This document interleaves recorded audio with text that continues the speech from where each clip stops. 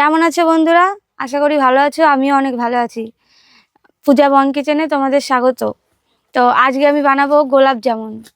তার জন্য আমি নিয়ে নিয়েছি গিচিসের গোলাপ জামুনের প্যাকেট। তো চলো শুরু করা যাক।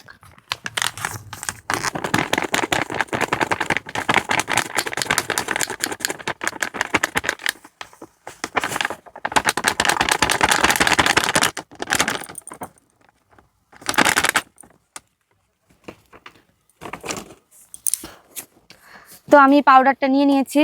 এখন আমি একটু একটু দুধ দিয়ে একটু একটু করে মাখবো।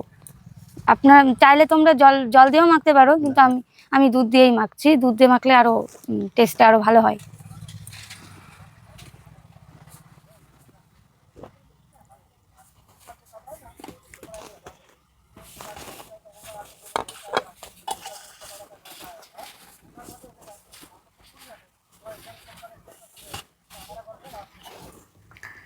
তো দেখো দেখো আমি একটু একটু দুধ দিয়ে একটা ডো বানিয়ে নিচ্ছি।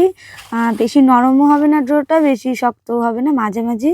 তো ডোটা বানানোর পরে একটু একটা একটা করে লেচি কেটে আমি একটা একটা করে মিষ্টির শেপে দিয়ে দিচ্ছি।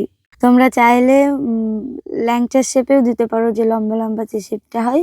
আমি শুধু গোল গোল শেপই দিচ্ছি।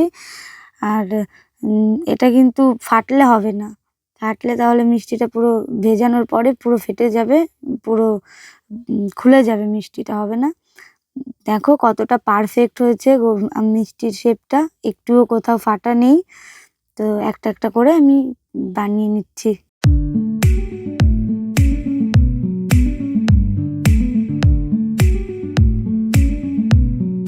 তো এখন আমি ভাজার জন্য একটা প্লেটে তুলে নিচ্ছি।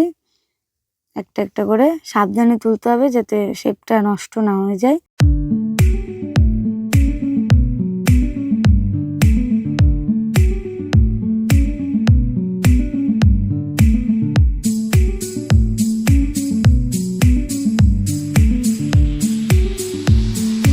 তো দেখো আমি সবগুলোই একটা একটা করে প্লেটে উঠিয়ে নিয়েছি। তো চলো এখন এটাকে ফ্রাই করা যাক। দেখো একটারও একটুও ফাটেনি। চিনির শিরাটা আগে বানিয়ে নিই। এখানে আমি পরিমাণ মতো সসপ্যানে জল নিয়ে নিয়েছি। এবার আমি পরিমাণ মতো চিনি দিয়ে দেবো। এখানে আমি 1 বাটি চিনি দিয়ে নিয়েছি। আর আমি এখানে 3-4টে মতো এলাচ গুঁড়ো করে নিচ্ছি। এদিকে চিনির শিরাটা হচ্ছে, এদিকে আমি কড়াই বসিয়ে নিয়েছি। কড়াইতে দিয়ে দেবো তেল।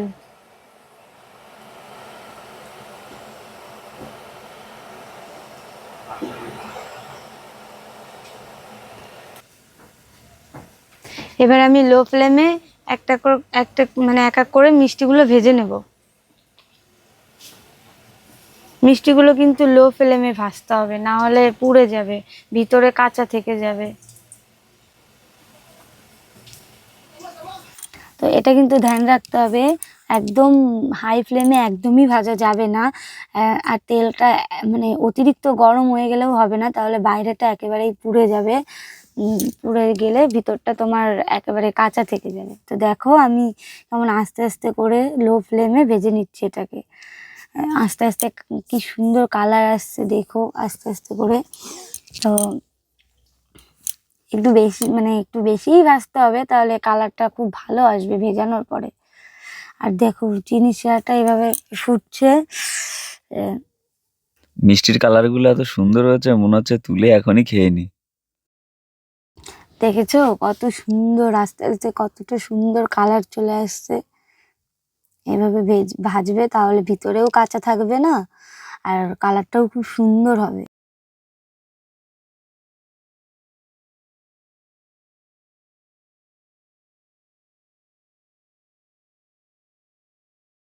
দেখো আমার ভাজা কমপ্লিট, কত সুন্দর কালার এসেছে। আমি একটা একটু করে এখন প্লেটে উঠিয়ে নেব। দেখেছো কত সুন্দর কালার এসেছে।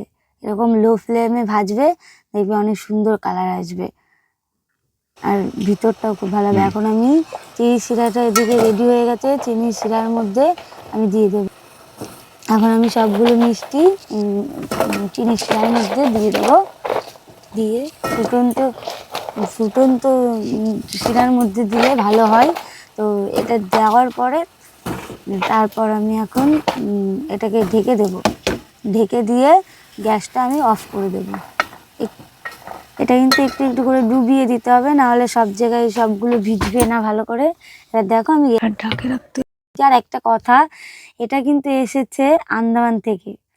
আর এখানে দেখো কত সুন্দর হয়ে গেছে মিষ্টিগুলো।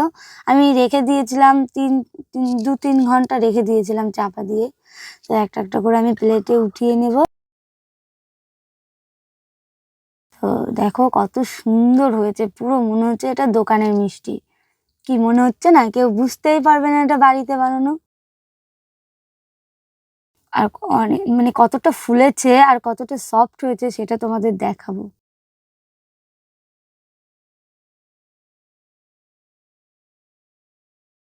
দেখো কতগুলো হয়েছে একটা প্যাকেটেই।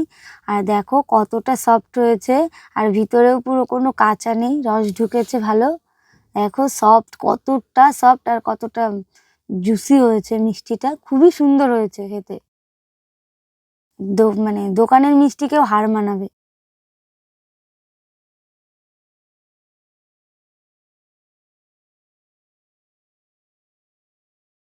তো এখন আমি আর একটা প্লেটে আমি এটাকে সাজিয়ে নিচ্ছি। একটা একটা একটা করে নিয়ে সাজিয়ে নেব।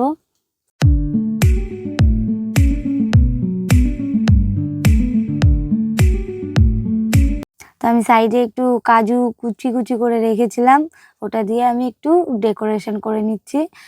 তোমরা তোমরা করতেও পারো, নাও করতে পারো। তো আমার একটু ইচ্ছা হলো ডেকোরেশন করানোর জন্য, তাই আমি একটু কাজু দিয়ে ডেকোরেশন করে নিচ্ছি। চ্যানেলটা ভালো লাগলে অবশ্যই সাবস্ক্রাইব করে দিও।